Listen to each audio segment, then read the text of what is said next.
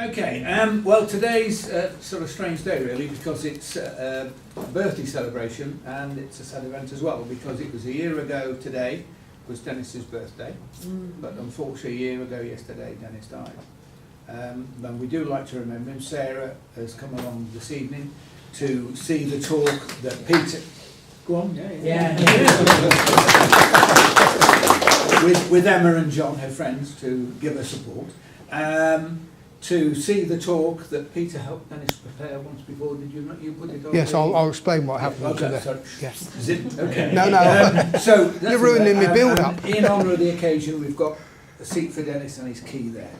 Okay. So, something else. Should have said last week at the sale we did with £245 we got last week. So thank you. Oh, I'm glad you reminded me. I'm going to give you another £5. Oh, okay. £250. Sorry. Any further bid? Right, the little bit that Tony did mention was Dennis had originally given a talk up here which I missed, and when I mentioned to him I'd missed it, I'd like to see it, he wasn't very happy because he got it on a CD and it didn't work very well. He had to keep swapping the pictures round and things like this. So I'm not a computer whiz by any stretch of the imagination, but I do use PowerPoint a lot and I can manage my way around that slowly. So I said to him, well, I'll tell you what, Dennis, give us your disk and I'll put it on my computer on PowerPoint and you can take it from there. Right-o, he said. And he came round one day to pick up a bit I machined for him for one of his projects. And I showed him what we'd done and he was over the moon. But unfortunately, he left us before he had a chance to do it. So I happened to mention it to both Tony and Jonathan that I got it, and the original idea was that I would put the picture up and we would discuss it. And then Tony LDL said, no, you've got enough books on it, you can do it. So here we go. I will have to refer to notes because I can't remember all of it. Blame it on my age. We start with a very old telegraph system. And the Admiralty set this up in the early 19th century to communicate between the Admiralty in London and the ports where the ships were moored, because up until now, all the messages had to be transferred messenger on horseback, and it was taking a long, long time. So these stations were set up, one on the top of the Admiralty office and others on high points down the country, and they would have a telescope, just got my thing there, which is shown there. They would relay it, operated by some ropes, to the next place. They would then relay it on down. Obviously, the weather had to be good to get good visibility. The people that were transferring the message didn't need to know what it was like or whether it was in code. They just had to relay it and they would decode it at the other end. Then at a later date, Captain Sir Home Riggs Popham, they always had good names in those days, mainly because most of the senior officers came from the landed gentry. And of course he'd gone back to the old semaphore system and he went on to the old telegraph and that superseded it. But still the same thing, it had to be spotted by somebody on a hill and passed on down the line. Yeah. Two German guys, Gauss and Weber, set up their own telegraph system, wanted to pursue it, but couldn't get the funding. And yes, the Gauss there is the man that managed to measure magnetic field strength, and the term is still used today. We then go on to the Cook and Wheatstone 5-needle telegraph, and this is the first one that was ever commercially used in this country, and it was used by the railways. The only problem they had was the cables were running underground. The insulation in those days wasn't very good and it used to break down. And a lot of times they were just wooden blocks with a slot cut in them to separate the wires. And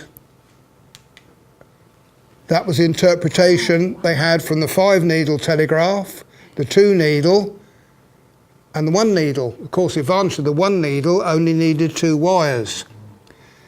So that took over a bit.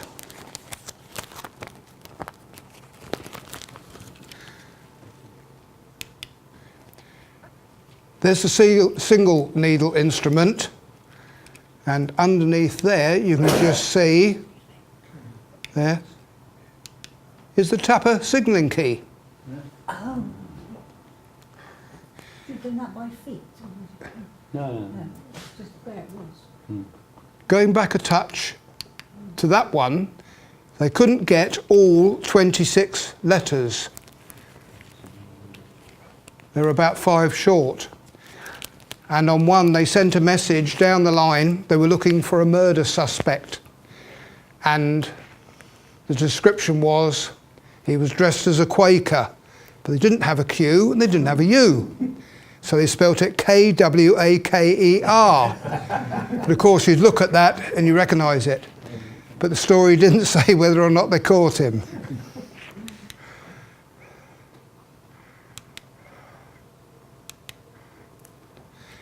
Then we come on to Morse's original sending apparatus.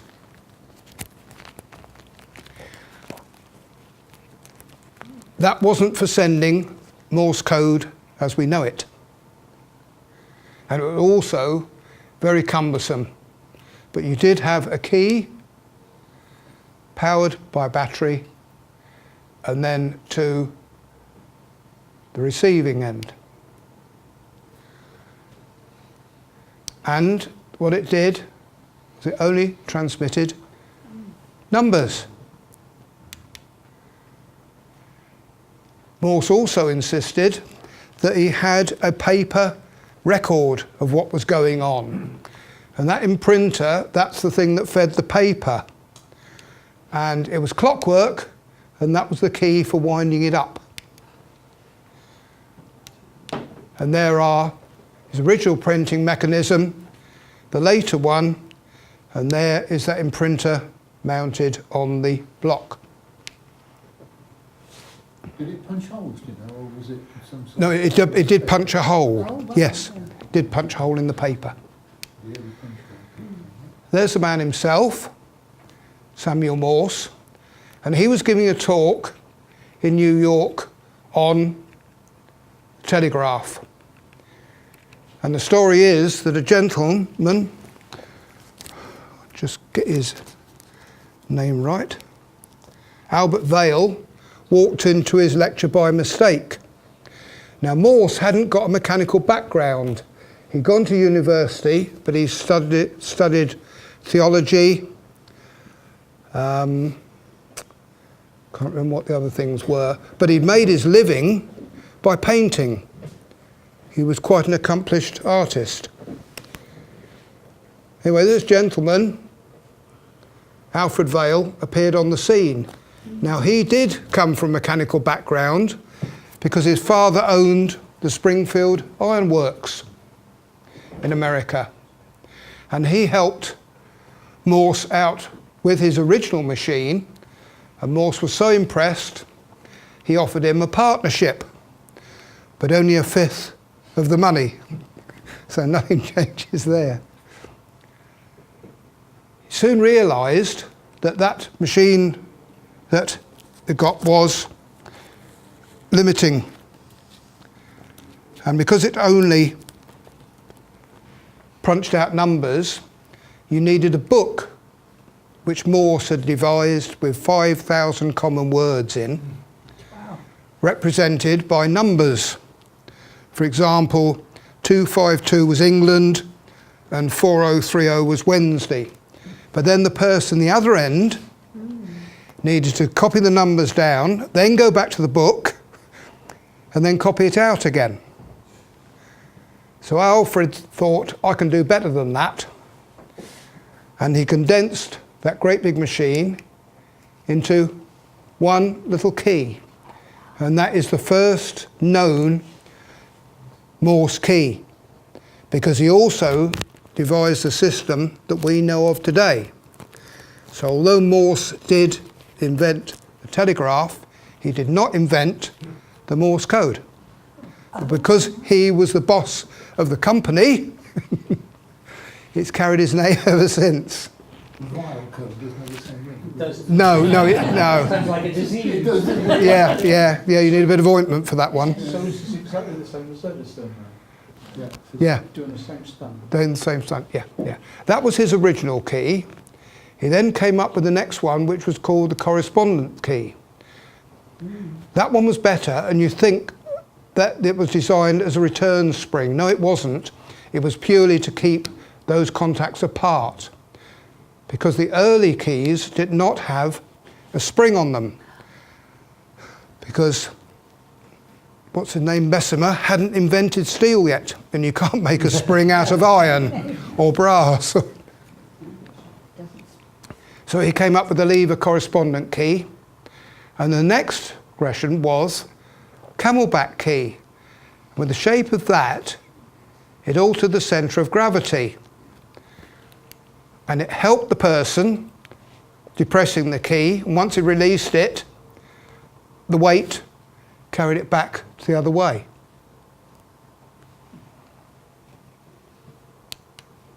And that's a picture I managed to find on the thing. That his lever correspondent. That's quite a nice picture that I found on the thing. Yeah, but as I say, the only thing he's got wrong there, that would not have been, the spring would have, in actual fact, the whole thing was made of brass. But it's still a very nice key. And there are some more examples of camelback keys.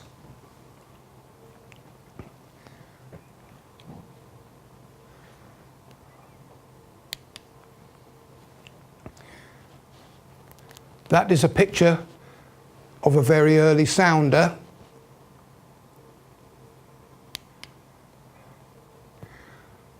And then we come on to some GPO keys, which Dennis was very, very knowledgeable about. In fact, so knowledgeable, he produced a book on it. And those who are interested, Sarah tells me she's still got some more in the bungalow.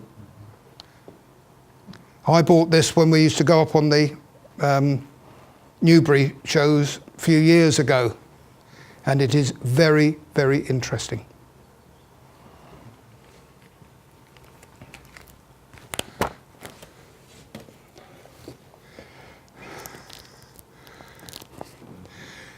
I'll just blip back one to go back to the camel keys. The reason they were bought in was to reduce operator fatigue, because until 1850, when a gentleman called Avery, I don't know if it's the same man that made the scales, which you'll remember in the sweet shops many years ago, whether it is the same family, and he invented the first little coil spring, so you've got a return on there. And of course there were no rules and regulations how long the operator would be at the desk for, hours and hours on end, and repetitive strain injury hadn't been invented then, and it was called glass arm.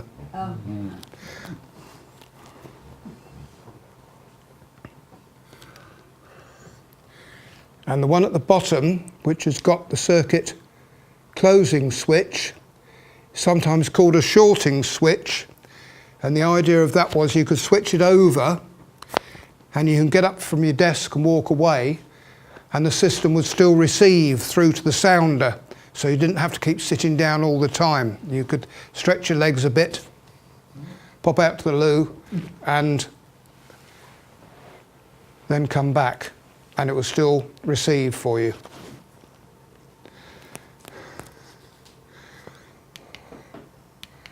Going back to our GPO keys, Dennis only put those three up there, and unfortunately the pictures he got on there, I hadn't got the expertise to transfer some of his pictures from there to there. But the GPO in this country came up with an absolutely superb system And as well as the early form of the key, which is that one, because camelbacks by then are being phased out because the springs had come in, that one is what they called a double current key. And this was a very clever system. You had a reverse current key and a double current key. And I couldn't memorise this bit, so I am going to have to read it to you. It said, from the early days of telegraphy, a need for Morse arose, increasing the capacity of the lines connecting the stations. The final result for Morse telegraphy being the quadruplex system, in which 2 messages are simultaneously sent in each direction, making 4 messages in all along the same wire. What they did, they set up a circuit where it all ran off batteries, but one bank of batteries was twice the size of the other one, and that's where the double current key came in. So the sounders at the other end were either set up to take the low current or the higher, or wouldn't work unless the higher current, and they had them polarised, and that's what the reverse current key used. So that was quite a clever way of doing it, and the system being then duplex for both kinds of currents became a quadruplex system, all on one wire. Very, very clever, and all explained in Dennis's book.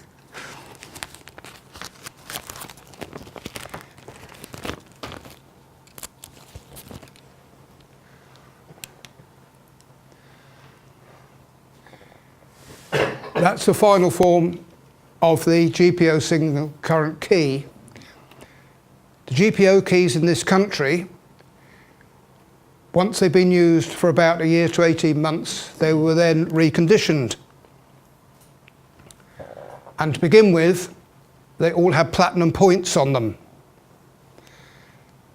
But after the First World War, platinum got quite rare and expensive. So they went then over to a gold-silver alloy for the contacts. It was 10% gold and 90% silver, so it was a lot cheaper, but still conducted very, very well. And that was the sounder, the other end. Now these 2 machines were invented by a gentleman called Bunnell. And it was a good job it was written on the bottom there, because I was then able to go online and get some information from this gentleman. And he was quite a character. By the age of 11, he could both read and write very, very well, which was quite unusual in those days, unless you were a person with money. And at the age of 11, he became a messenger boy for a telegraph company. And he became a fully fledged operator at the age of 13. So he obviously had an aptitude. This is the end of the 1800s. Yes. No, about 1870. Oh, About the same time, American Civil War. Because he actually worked as as an operator in the American Civil War. And at the end of the American Civil War, he had to send the whole of President Buchanan's speech back to Congress. And he sent it over 2 hours, non-stop. And he actually reached 32 words a minute, which on a straight key is quite impressive, considering what the keys were like in those days. They were quite big and heavy. That was quite an yeah. But the other thing he did, he then went on to form his own company. That's a picture I managed to find on the internet. Yep.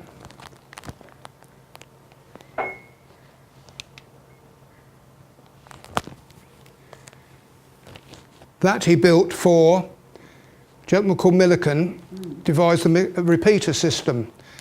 But it wasn't just a repeater. If you got a very weak signal, that would amplify the signal purely electrically on the relays by 5 times, so it made it readable. But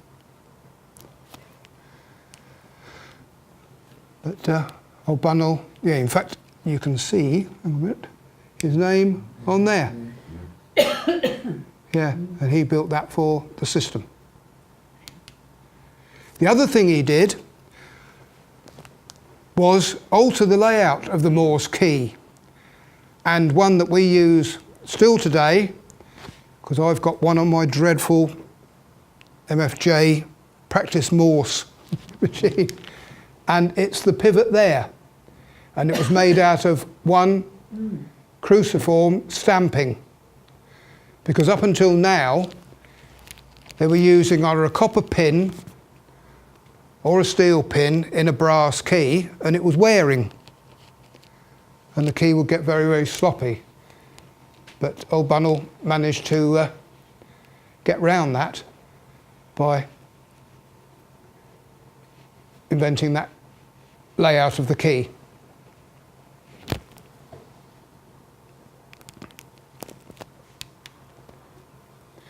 And this is something that surprised me as well.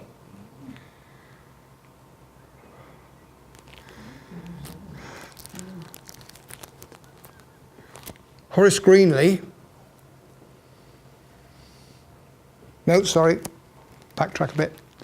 Bunnell, again to reduce operator fatigue, brought out this key, which he called the double speed telegraph key. And again, I was surprised when you see the date on there, 1907. I didn't realise they were that old. And once again, what they did, they fitted a switch on there, a receive switch, so that the operator could stand up, flick it over to receive, stretch his legs, and he would still have the sounder sending him his messages.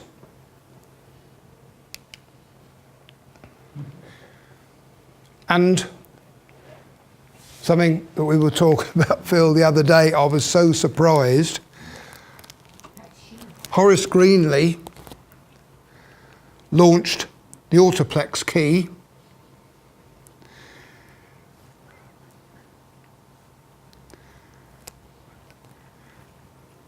and a year later he launched, as we know it, the vibraplex key. What year was that again? And that was 1909. And I was so I thought there was a reasonable modern, you know, say 40s or something. What wasn't it? No, there wasn't. There's not a date on there. But when I looked it up, 1909, I didn't realise that. Yeah.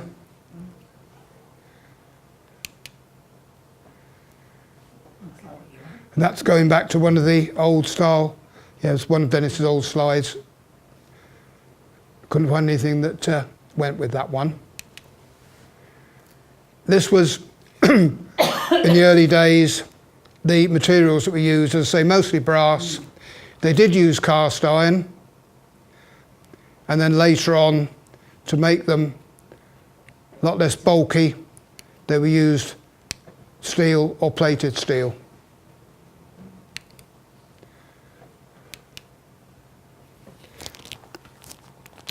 When Alfred Vail first came at the Morse code, it was named the Morse landline code or the American code. And that's that one there. And that is not the code as we know today. At the same time, and he worked on the railways, there was a gentleman called Goucher, I don't know if that's how you pronounce it, and he came up with that one. This is a standard, and we'll add a new one. And they called that the Hamburg alphabet. And he came up with that one in 1848. And then some people got together in 1865 and came up with the one that we know today, which is the one there. Now there are still some diehards in America that use the American Morse code. I'm having enough difficulty learning one, not two.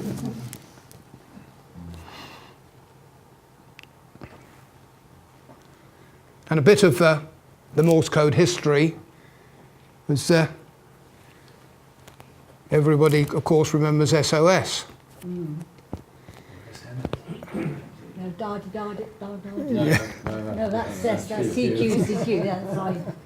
That in my Prior to that, you're on the right lines, it was CQD, yeah. which, of course, the papers grabbed this, and in the true style of reporters, never let facts get in the way of a good story, it was nicknamed Come Quickly Drowning. Of course, CQ, all stations, D for distress. And the other thing that the papers took great joy in was they said that when Titanic was in trouble, she was the first ship to send out the new, what was agreed then, SOS. And they were wrong. Both, isn't it? Absolutely right. Both. Yep. CQD And the first one was a Cunard liner, Sylvonia, on the 10th of June 1909, and a steamer, the SS Arapahoe, on the 11th of August 1909. And as Tony quite rightly said, they started sending CQD and then decided they would use the SOS. And the reason they know that was they got the radio log on from Carpathia, and she was the first, she wasn't the closest ship, but she was the first ship on the scene. The reason the closest ship didn't go there was because until the disaster happened with Titanic, it wasn't maritime law to have an operator on 24 hours. And the ship that was closest didn't have an operator on duty at the time. And they saw the distress flares going up and thought, oh, they're having a party, and carried on. But Carpathia was actually the first one, and they did use both. Just going back to the Morse a minute, it's quite interesting that the international one has sort of modified, in other words, some languages like German a little bit, in as much as it's got rid of the umlauts. Oh, Yes. It's got rid of those, Yes. so that meant that when they had to sort of start interpreting words slightly differently Yeah, when they were written down, if they were in German yeah. or Yeah. such languages. But the funny thing was that if you tapped out SOS in American Morse code, it would come out as S5S. Of course it would. Yeah. Now this one, quite a hefty old chunk, put the name into the internet and couldn't find much about it except that this style of key was used on German submarines because it was flash proof. But they certainly went to town to make it flash proof. I think the submarine would go down quicker than it came up the weight of that thing. Why the letters all? Martin, No, because there'll be some text. just in passing, I've seen a book in Poland that's written in 1935, which might cover that subject. If you can translate it, if you want me to pursue that, I can. I can't translate it. But we can do it in Google. Yeah. This was one that I copied off the internet for Dennis, which was one of the double current keys. It's absolutely beautiful. And that was another one with the key and the sounder.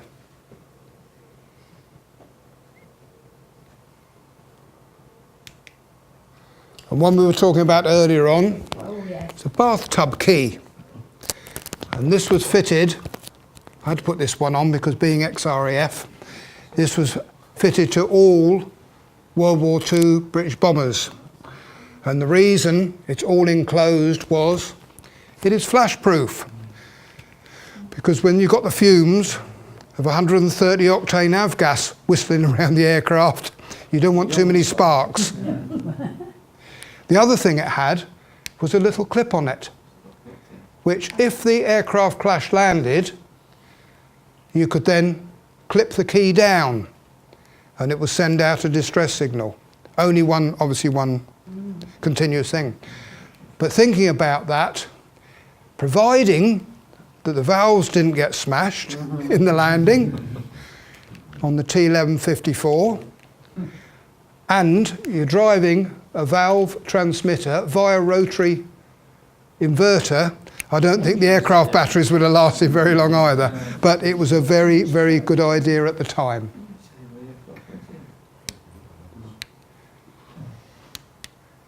And that, ladies and gentlemen, Okay. I think it's... I think it's worth saying here, I don't know how many of you realise, but Dennis had, as Sarah will confirm, quite a large collection of keys, and they came from all over the place, all sorts of places. And if he couldn't find one, he got the drawings. and he made one. And we've found bits, haven't we, there, of bits he's made, some bits he's made. And we've also found one of those spool readers that you saw. We've found one of those as well. But the amount of stuff that Dennis made, and in fact some of the keys that Dennis has made are most probably better than the original. They are true to the originals where he's had the drawings. But they are better. We were going to bring some along, but we thought it was most probably not a good idea to bring too many along. But yeah, so he went to a lot of trouble. And the amount of drawings we found, Sarah? Hundreds. Boxes of drawings, folders full of drawings for all this stuff. You know, So, he really did take it to heart, and as with everything with Dennis, he did a fantastic job. So there we go. in this, Does anybody want a copy? as I say, in the book there, that's one of Dennis's drawings. Absolutely superb. You could build it from that. So anybody wants a copy? And as I say, and he's got all the circuit diagrams, how the single current, double current, reverse current worked, Yeah. like that. Yeah, it really is a good read. Yeah. And how many people have actually used a straight key? How many people now use a... That's 103 It's marvellous. It's one of those things that's changed a lot, hasn't it? Yeah. But, the speeds people used to do with the straight key was absolutely amazing. Absolutely amazing. Any questions at all? Tony, I think I've got a video somewhere at home that I took of a talk that Dennis gave up at Savernake when he laid out all his keys. And he was explaining. I'll try and dig it out. If you can dig it out, we'll see if we can at least pull some photographs off it. Yeah, It's okay. really good. Yep. Okay. Any other questions? Okay, thanks again, Peter, and Sarah, thanks for coming and let us celebrate Dennis's. Okay, thank you.